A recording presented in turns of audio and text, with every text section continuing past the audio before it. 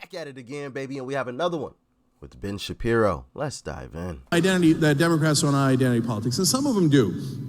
But let's not forget that Republicans do the same and worse. Who was the one who came up with the Southern strategy?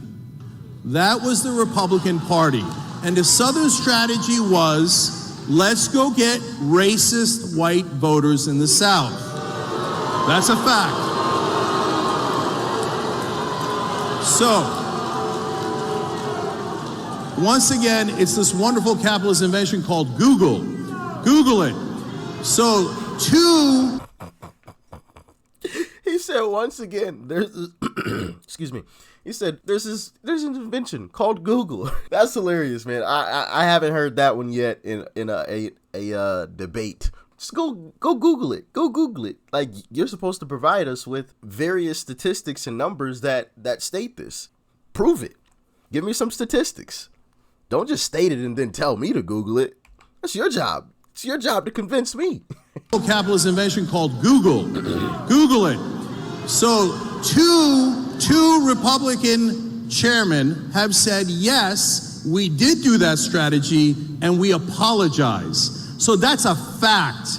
They're the ones who invented identity politics. So when you like identity politics when it serves your interess, but all of a sudden when we say, hey, can black people have the same rights as white people? Oh, identity politics. Can gay people have the same rights as straight people? Identity politics. It's called equality. Look into it. It's called America, okay? All right, well, I think we now know.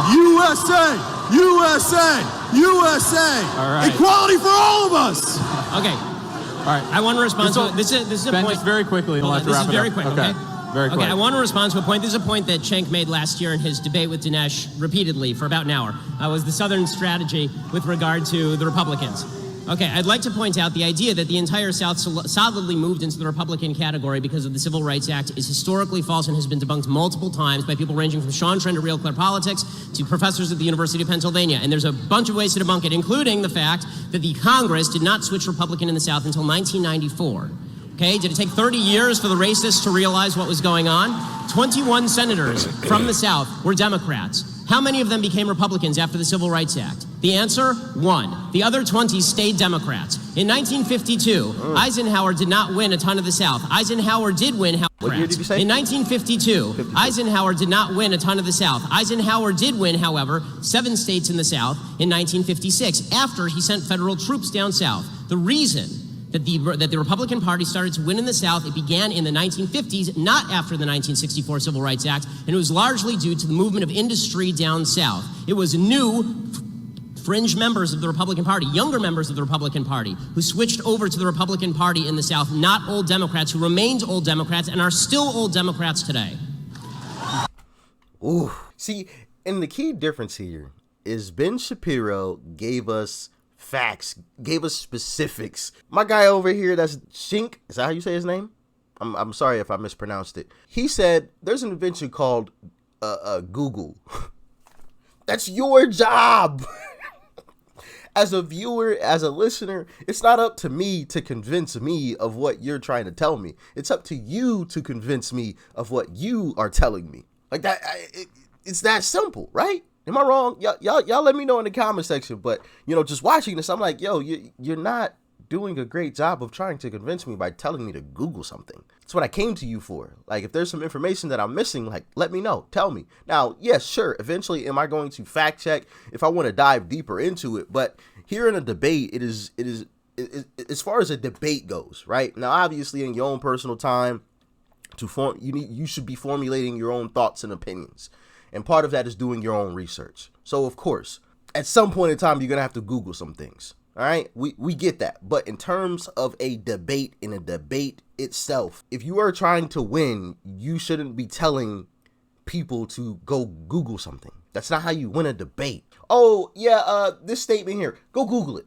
Let me know if y'all feel the same way. Talk to me. Maybe I'm wrong. I don't know. All right. So I'm going to jump in here. Okay, I got it real quick.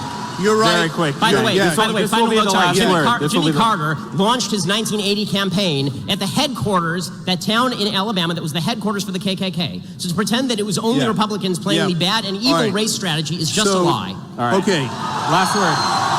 So- This will be the last word. Is he gonna refute it?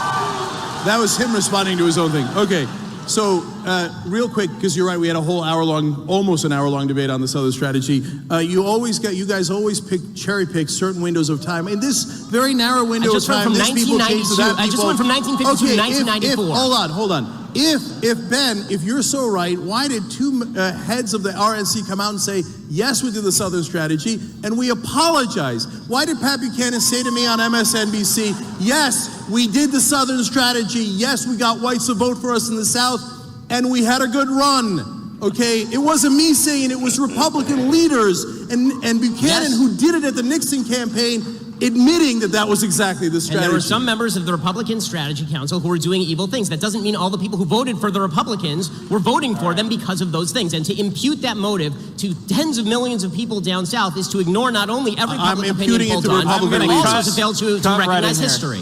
All right, I'm going to cut. So Ben acknowledged that part of what Cenk said was correct, but Cenk didn't combat, acknowledge anything that Ben said. So obviously this debate clearly goes to Ben. And the fact that Ben gave a huge range of time and Cenk said, oh, well, you gave this little short span of time. And Ben was like, nope. I gave you from 55 to 94. And he instantly did it. Like, I'm telling you cannot debate Ben Shapiro and win. The guy's good at what he does. Legitimately, he's great at what he does. You can't win. So I don't even know why people even try at this point. It's a losing battle. I mean, you're gonna hold the L every single time, 7 days of the week and twice on Sunday. I mean, that just is what it is. And also, like I spoke about earlier, you can't just tell people to like Google. Like, bring some facts and some statistics to back what you're saying up. That's what Ben did. You refuted none of it. Zero. Zip. Zilch. Nada. You just restated what you had said. Ben acknowledged that. He acknowledged it. Cenk failed to acknowledge what Ben said. So, like, you lost the debate. I'm sorry. But, I mean, that's a clear W for Ben. And then the whole USA chant was kind of awkward.